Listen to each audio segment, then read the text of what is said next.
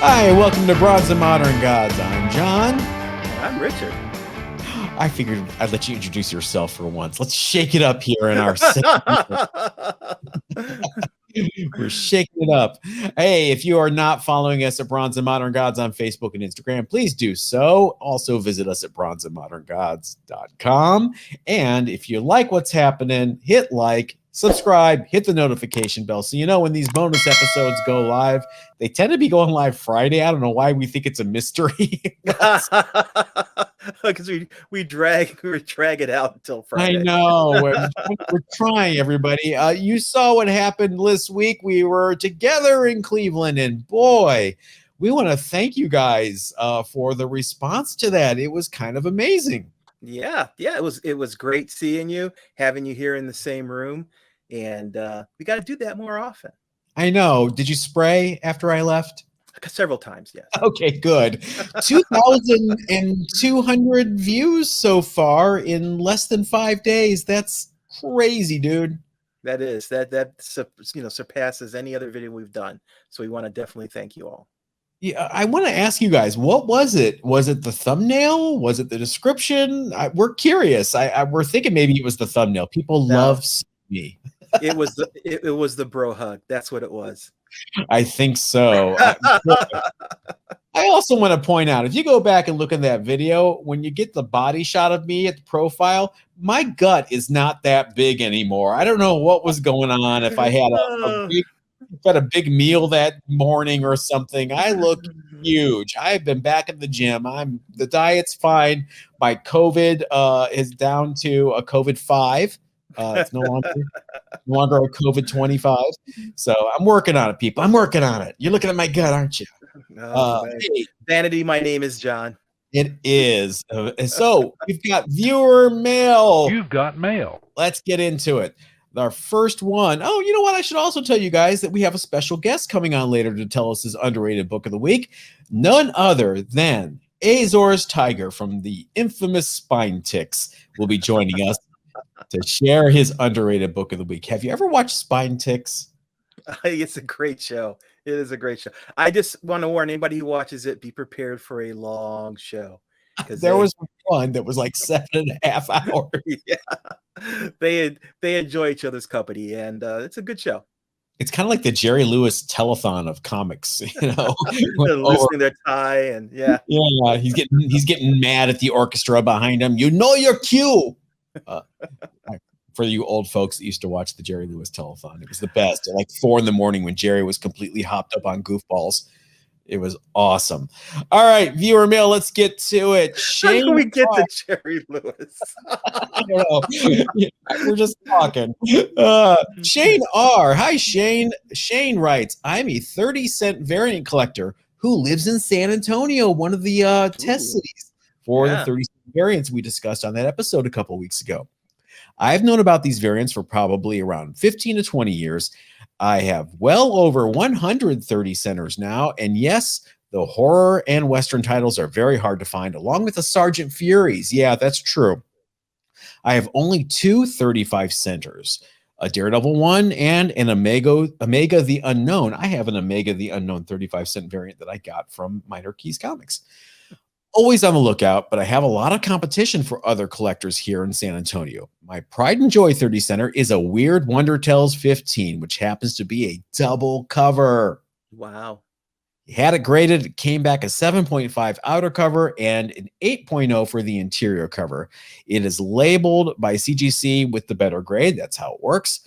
Certainly a lot of fun to hunt them down. Enjoyed the video and the talk about variants. Well, thanks, Shane. Sounds like you have something to leave your kids, if you have any, or heirs, or when you pass on. Not that I want you to die. I'm just saying you got a nice little collection there. I'm going to my viewer mail actually comes from Instagram, from my personal Instagram account. I had a gentleman contact me, VanLine84 CHT. I'm assuming that's chat. Hi, Richard. I know you guys were talking about cracking CGC cases the other day with a bench vise. Yeah, I know. I want to let you know it works great. I crunch all 4 corners, then just popped it open. However, yes, it was terrifying. I did with my Wolverine 9.6. I would have started with something a little cheaper, but hey, and my Secret War 9.4 Secret Wars #8, both with pressable defects. Anyway, love the show. Keep up the great work. And he sent a couple pictures, which are a little terrifying, watching him crack open that Wolverine #1. But yeah, kudos. Thank you so much for being our guinea pig and doing Yeah. the experiment for us. It's definitely something I'm going to try. Cracking open a 9.6 Wolverine #1 with pressable defects, that is going to pay off for you if you can press it to a 9.8 big time. That book Absolutely. is super hot again. Yes, it is. It's all things Wolverine are heating up right now. Yeah. Our next viewer mail is from A100, who writes, your mention of the Marvel Milestone editions from last week's underrated books, not including all of the original content, was incorrect. Almost all of them reprinted every page, including ads, all 36 pages of the Silver Age issues. An exception was the Captain America comics #1, 52 out of 68 pages. They are well worth owning. Thanks for the video. Yes, A100, you have checked me. I'm glad you did. I commented back that for some reason I remember some of them not reprinting entire things, and you did reply, oh yeah, they changed it to something called Marvel Milestones as opposed to Marvel Milestone Editions. The Marvel Milestones picked and chose some stories, so that's what I'm remembering, are those Marvel Milestones. So you are correct, but I was a little correct too. All right, A little bit. we'll split the difference. What else do you have, Richard? Also from IG, the Bronze Raven sent, what type of impact do you think slabbing will have on the future conservation of Golden Age, Silver Age, and Bronze Age books, given the nature of the paper used in them and the manner they are stored in plastic cases? Also, any suggestions for conservation of raw books? Thanks. Great question. Golden Age, Silver Age, Bronze Age are all done with newsprint, which is something modern books don't use anymore. Newsprints tend to dry out, will age over time. And that's why page quality is so important. People look at the quality of the page to determine the quality of the paper in that book. There definitely is going to be Golden Age books available because of slabbing. If it wasn't for slabbing books, some of the books that are out there nowadays just would not survive from deterioration, what have you. Also, the acids in the paper will slowly deteriorate the paper itself. So definitely we will see, for future generations, we will have these Golden Age books and Silver Age books and Bronze Age books as well. Um, I noticed that in the books that I have that are graded, those books at least appear to be of a consistent quality versus books that I have raw that over time I've noticed will start to discolor a little bit and just suffer the facts of age when you have a book that is not in a protected state. So now, as far as raw books go, my recommendation always is to buy fullbacks, which are the excuse me, acid-free backing boards, and use Mylar. And the Mylar is designed; it won't react with the paper. It will provide level of protection, I think, better than the plastic slabs or plastic. Plastic bags, those polypropylene and polyethylene, you kind of want to stay away from those. Right. Definitely Gerber Mylites are what I recommend, and the Gerber fullbacks. Gerber is the name of the company that makes them, not the baby food. And Right. they there you go. They sell them on Amazon in sets, which is great. But ask your shop can order them for you. Try to support your LCS. Go to Amazon as a last resort. We want comic shops to be Right. around. Right So now, though, let me say one thing. Mylars are hard to come by yeah, because of the shortage, the acrylic shortage that's out there. So you may have difficulty because people are using the materials to make face masks. yeah. So they may be hard to come by. And while your local comic book shop may want to stock them, as mine has, you may end up having to go to other sources just to find them. They also, I don't believe Diamond carries them anymore. So they have to go through a separate vendor for supplies. So, and I can tell you from experience last couple of weeks, boxes, there's a shortage of comic boxes for supplies out there, which is really weird. A lot of stuff is in flux right now. Thanks, Obama. So it's not Obama. I just love saying that. Thanks, Clinton. Yeah, exactly. As far as conservation of cases, a couple things I want to add to what Richard said. CGC recommends replacing the case after, I believe, 15 years. Is it 10 years or 15 years? I'm going off the top of my head. You guys do the research. Google it for me. You're supposed to replace it. They do put some microchamber in the book to kind of absorb some of the off-gassing that happens when these books degrade. But you're not supposed to keep the books in the same slab forever and ever. Right. CBCS, I believe, claims you don't have to replace their cases. Again, I could be making something up, but I remember something like that in their description. And the scary thing about that is when CGC gets a book back for reholdering, which is the process of taking a book out of an old slab and putting it into a new slab, which is what you'll have to do.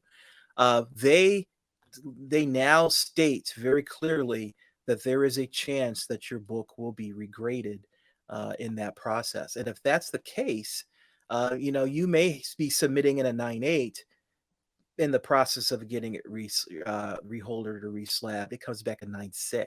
Because they're using that desk vise to like crack it now. The assembly line, yeah. Here is what I think is going on with the reholdering and the potential drop in grade.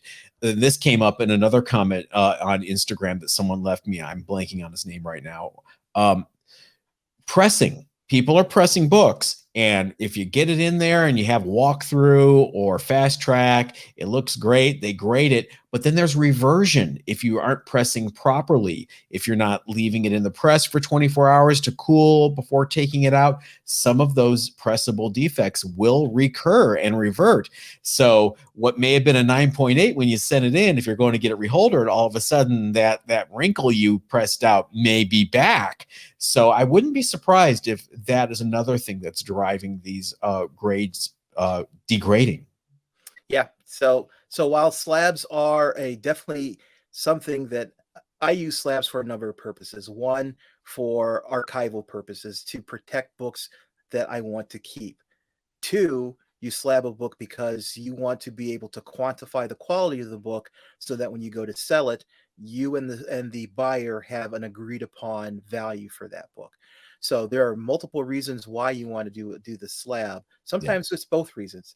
But definitely, if you have a book that you think is valuable, either to you personally because it is an heirloom book, or it's a book that has value in the community, slab it. It's worth the time and the effort, regardless of how difficult it is right now. Now, one thing I'm curious about your collection specifically, Richard, are you worried about displaying your books and having any kind of fading from light? I thought about that for a while. My books, this location here right now is in the basement. There is only one light source down here. It's a little tiny window over there, so it's never actually pointing directly on the books. Sure, sunlight, any amount of light is going to cause some kind of degrading. Is sufficient quantity to be concerned about. I refuse to put my books in a bank vault where I never see them and never get to interact with them. So to me, the insubstantial amount of degradation that happens because of the minimal amount of sunlight that I get in here, and all the other lights here are LED lights, which do not emit ultraviolet, which means that there's little harm caused by them. I prefer to enjoy my books. I enjoy my collection, and I will just assume that risk. I would love to do that too. But as you can see from my Led Zeppelin plaque over here, the shades are drawn. I know my Led Yes, Zeppelin. oh, my gold records on the wall of it I'm sorry. reflect on my comic books. Did that humble brag just slip out? My Ferrari key collection over here is in the way. That you see the light? That's from the shades being drawn. Mhm. So I'm kind of worried. I don't want to do that, but who knows? Maybe I'm just being paranoid. Well, yeah, I mean, modern books, I don't think it's as big of an issue as long as you don't have it in like in the window, like some Yeah. comic book stores. I've Oh rescued books my God. because they put them in the front window, and day after day, you watch them slowly fade to white. Yeah, I some of those I just have to save. Someone was selling an X-Men 94 that had some major fading in the reds on that cover on the logo. And they were like, it's an 8.0. And I'm like, no, it ain't. Not anymore. More like an 8.0. Uh, All right. One last comment. And this is from Cincinnati James. Wait, we were in Cleveland. Cincinnati James, referring to my reluctance to try to ship all of my old collection back to California. Cincinnati James writes, pro tip, LTL shipping is surprisingly cheap. Stack them on a pallet, easily found in any industrial park or behind a large store. Shrink wrap them, call a freight company with measurements, estimated weight, and get a quote. And I kind of did that. I went online and saw it'd be about $900, which, is I define cheap, define affordable. the question is, that price does it include, it- it's one thing to put on a pallet and have that pallet sit in the elements and be exposed to the elements. Yeah. Um, we're talking about paper here. This stuff is very sensitive to temperature change, to moisture, things like that. I'd just be concerned about the shipping methods this company uses. You're even going a little further than I was. I'm looking at the books. I'm not paying $900 to ship 40 copies of Brigade #1 to my house.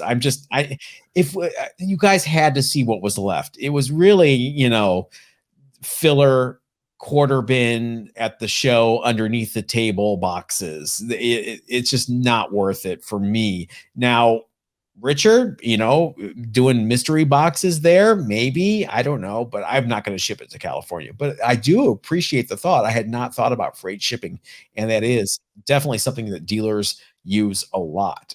Most famously, Chuck Rosansky in Mile High, when he found the Mile High 2 collection of 70s comic books stacked to the rafters of a warehouse, and he had them all shipped, I believe, on 3 semi trucks. Oh my That's God.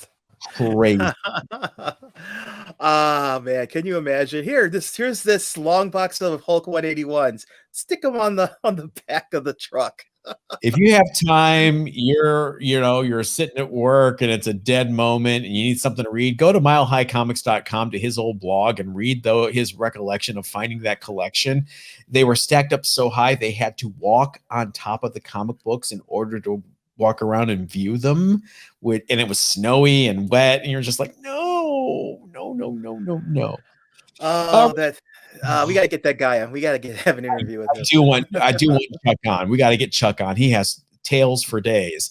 All right. We asked a question of you guys a few weeks ago, which is, what is the one comic book from the Bronze Age that doesn't get enough respect? And you all kind of chimed in.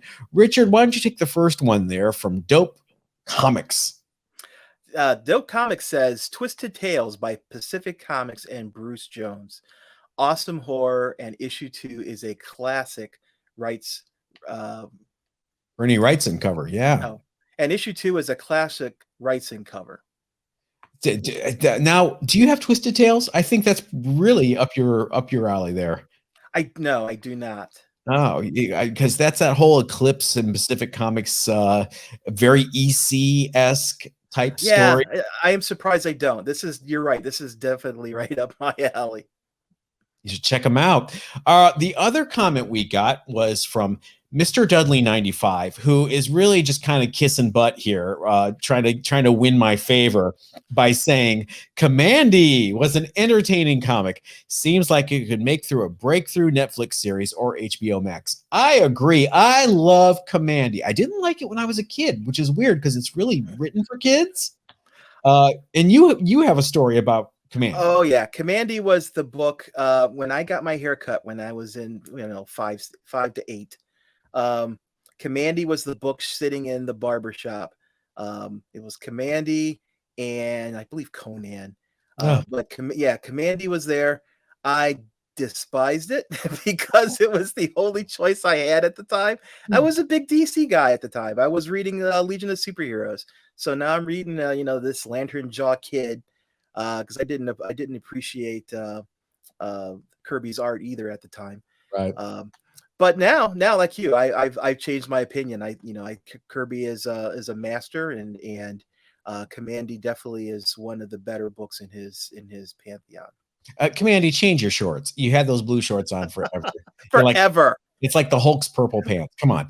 Also, Mr. Dudley also says he agrees with All-Star Squadron being called out. Several of you called out All-Star Squadron by Roy Thomas as being an underrated Bronze Age book. I agree. I liked it at first, and then like Roy Thomas tends to get, he gets a little navel gazily. I don't know if we need to know the origin of the Adam's left shoe and why it ties into, the DC universe proper. Sometimes the continuity gets really bogged down to the point where plot suffers. It's like, you don't have to explain everything, Roy.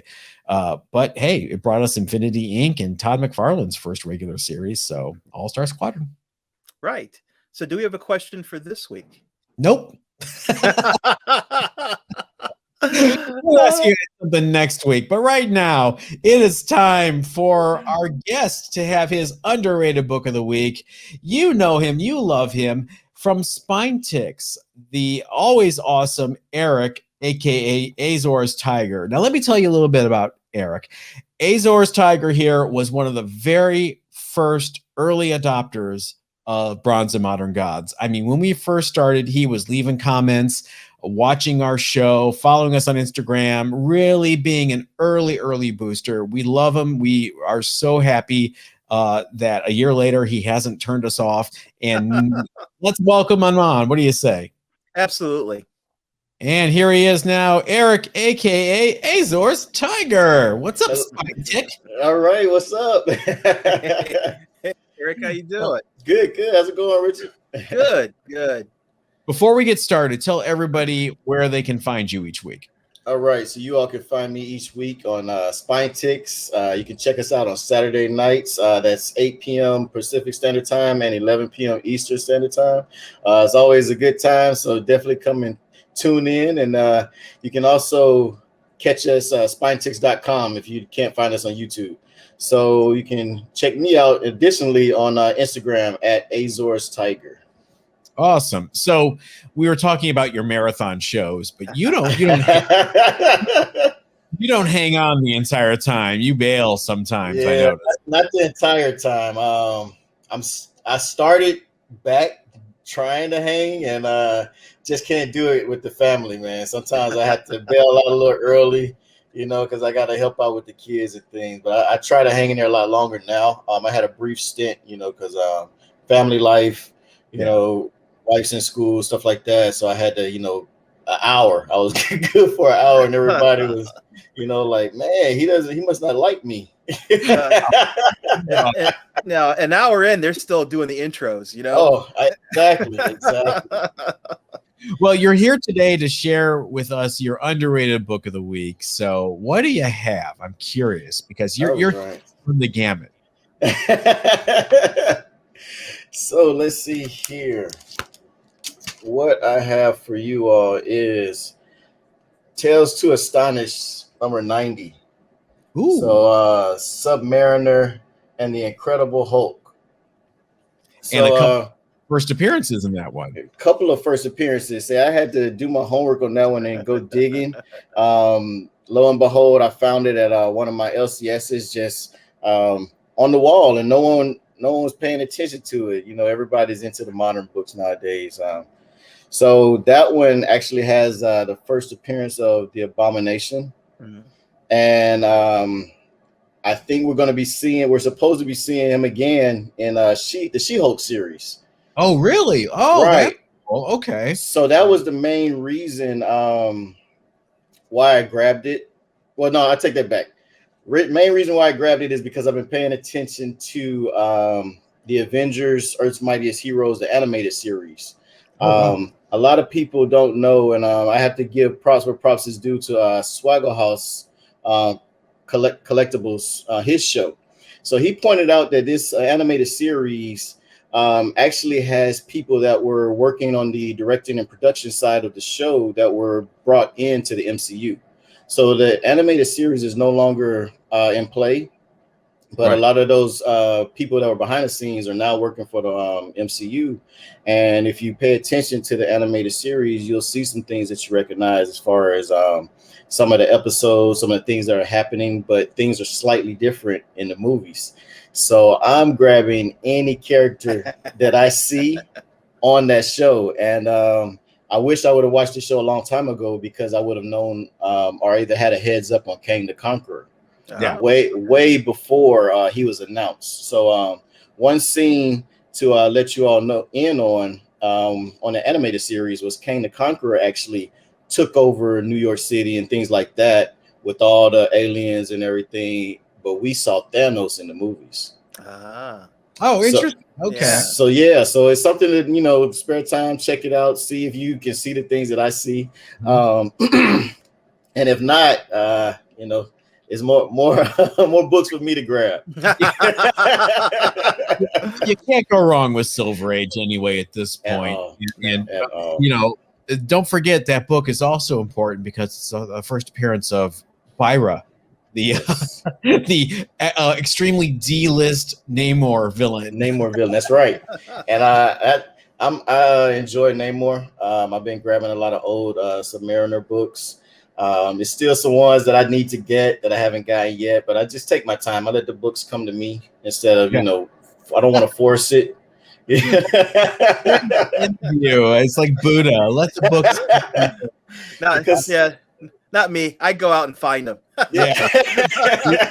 You're dealing with two very aggressive guys here. No, we're not going to be like that. That book is interesting too because the art on it, you've got Gil Kane drawing the Hulk in early Gil Kane trying to ape Jack Kirby's style, which is awesome. And then on the Submariner side, you've got just, I believe, really horrible Gene Colan art that's like, oh, he crapped this out in 20 minutes during the subway ride to the office. No, I was just going to say, obviously, Hulk is a character that's important in the MCU right now. Submariner, I feel, is also a character that is going to be inevitable at some point in the MCU. So pick up his keys now because people aren't paying attention to it. They are. So these are good. It's a good pick because of the way it crosses over to a variety of different specs. Yes. So you're saying Byra could claw his way up to C-list? Maybe. All right, I'm rooting for you, Byra. Eric, thank you for joining us, man. We appreciate it. Remind everybody again where they can find you. SpineTix.com, SpineTix on YouTube, Azors Tiger on Instagram. Basically, you just turn around, he'll bump into you. So make sure Thanks again. We'll see you soon. Thank you. Well, Richard, looks like another bonus episode's in the books. Absolutely. Everybody, make sure that you check us out at Facebook and Instagram at Bronze and Modern Gods.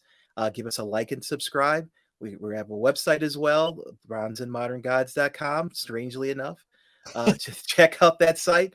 We'll be back here again with a show on Monday. You guys stay safe this weekend. I said stay safe. I stole your response. That's cool. We'll see you then.